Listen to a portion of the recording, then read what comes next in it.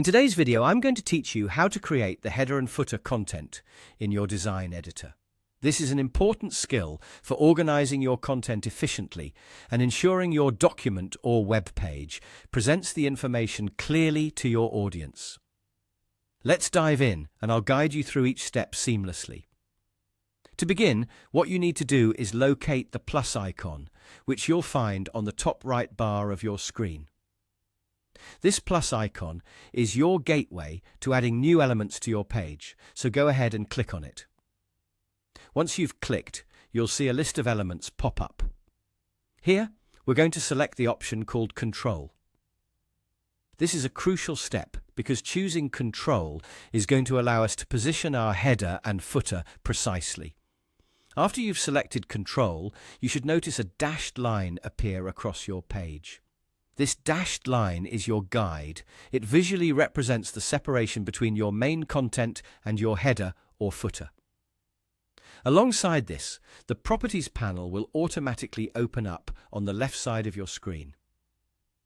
It is this panel that allows us to define the function of our line. Now, let's start by creating the header. Within the Properties panel, you'll want to change the type to Header Marker. This option specifically tells the editor that everything above this line should be treated as header content.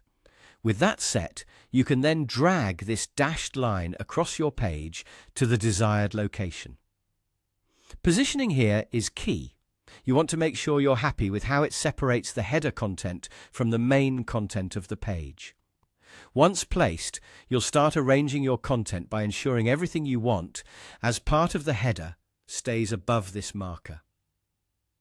Whether it's a title, logo, or navigation menu, just ensure everything intended for the header sits above the line. With the header complete, it's time to create the footer in a very similar fashion.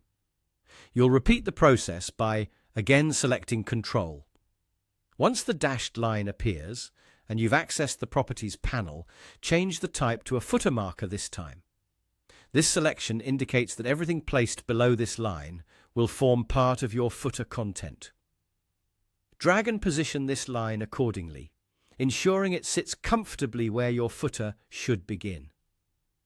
And there you have it, a neatly organized page with a clear distinction between your header and footer content. This structure not only enhances the visual appeal of your document or website, but also helps ensure viewers can effortlessly find important information. I hope you found this walkthrough helpful. By following these steps, you should now be able to create slick, professional headers and footers that better organize your content. Thanks for watching, and be sure to stay tuned for more helpful tutorials.